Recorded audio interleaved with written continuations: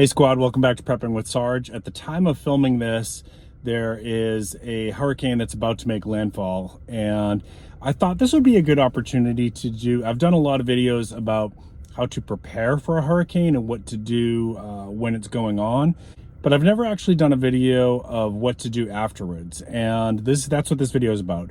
So after any crisis, really, it doesn't have to be a hurricane, it can be a storm or a crisis, whatever. It is a really good idea for you and your partner to sit down and do an after action analysis, right? And specifically, we're going to talk about a SWOT analysis.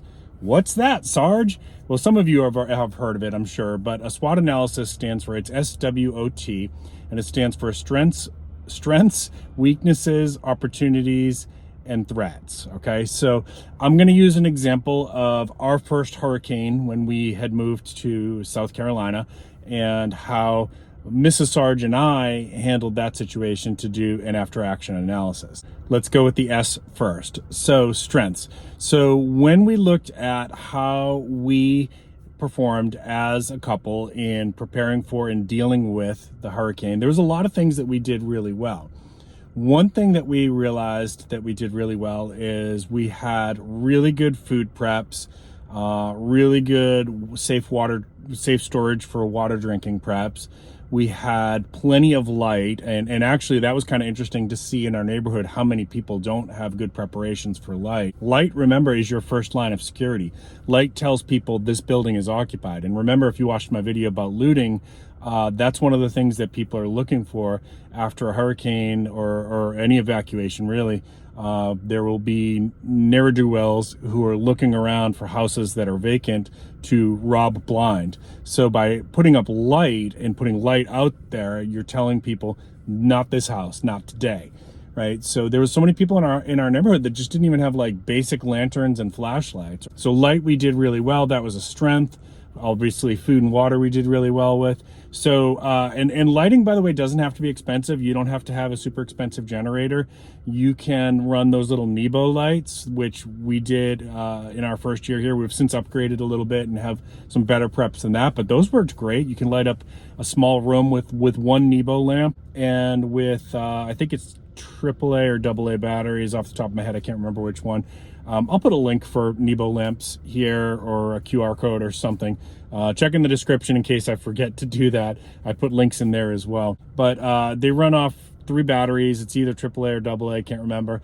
And they'll pretty much run all night long. So now if you have a way to recharge your batteries as well, such as I've showed you solar panels and solar power stations in the past, and I know I've got a link for the Sunjack solar panels there, and get yourself some rechargeable batteries with the little pack that can plug into the solar panel. If you get sunlight the next day, you're going to recharge those. But it's a good idea to have both some rechargeable batteries and, you know, like Duracells or Energizers. This is one of those areas where I don't think it pays off to cheap out on and get cheap batteries.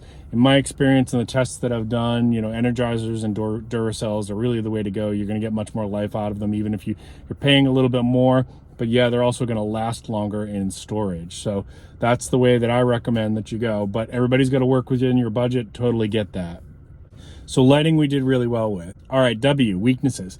One thing that we did not do well with in that first hurricane was we did not realize well, 2 things really.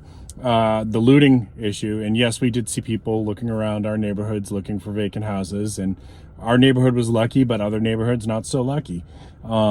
Weaknesses. So we didn't realize how much of a threat that was. That's going to come up later in threats and how we dealt with that. But also gasoline. There was a run on gasoline. It pretty much as soon as our local weather people said, hey, we think there's a pretty good chance we're getting this hurricane, people started stocking up on gasoline. Use safe storage containers, of course. Fill up your vehicles. If you have a generator, you're going to probably need more than you think you need. So you want to have safe canisters for that. But that people and the gas stations ran out much sooner than we had realized. And so we were struggling like 2 or 3 days out finding gasoline. And that was a little nerve-wracking because you don't know when the refills are coming, right? Because the refills can't safely come in when the storm's happening. And so, you know, you need gasoline, right? Unless you're going to go true ultra survivalist off-grid. which many of us, I'm more of a modern survivalist. Yes, I have some skill set that would apply in those situations, but as long as I've got access to electricity and a vehicle, I'm going to use those. If I no longer have access to those, then I will fall back on my skill set for off-grid living and survivalism. So I believe it's okay to live in both worlds, train on those skills, and then also use the resources while you've got them. So that was a weakness, which we never repeated again. From then on, whenever there was a storm, we made sure we were ahead of that bull rush on gasoline, okay? We're gonna come back to the looting thing in a minute. Opportunities. So because we were really well stocked on our food and our lighting, and my wife is a chef, I think I've mentioned that to you all a few times before, Mrs. Sarge is a chef, we actually talked about how some people in the neighborhood were not prepared, and that this was an opportunity for us to build some good friendships and some alliances by lending out some of our extra preps that we could spare, and by serving up hot meals for those who apparently had no way to cook.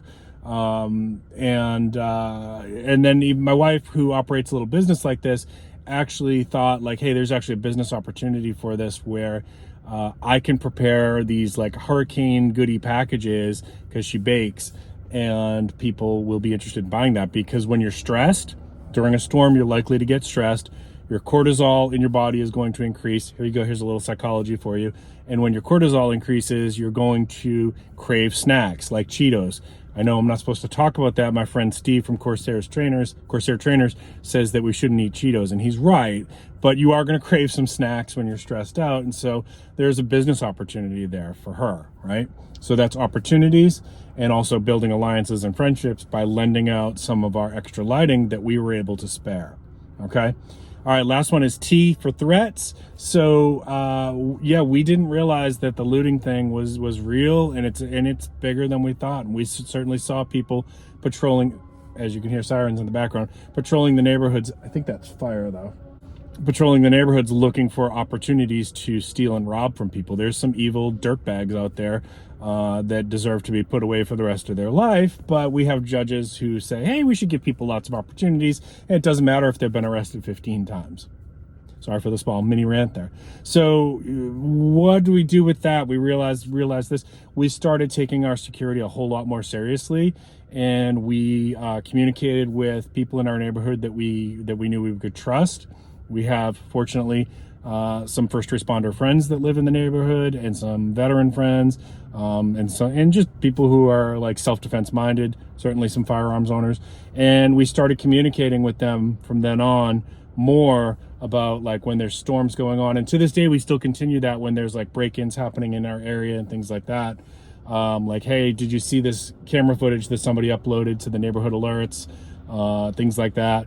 Making sure that they are aware of what's going on, watching out for their property when they're on vacation, things like that. So being more security minded was the thing that we picked up by doing the threats analysis. So strengths, weaknesses, opportunities, threats. That's a SWOT analysis.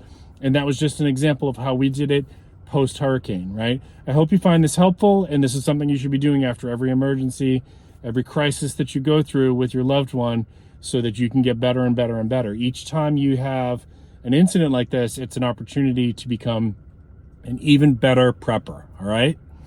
Folks, if you found this helpful, don't forget to give me a thumbs up if you're new to the channel and you like what you see. Please consider subscribing. Don't forget to check in the links down below for some products that I think you'll approve of, products that I think you'll like, with some discount codes to make that journey on preparedness just a little bit easier. Hey, keep planting your seeds, keep stacking your silver. This is Prepping with Sarge.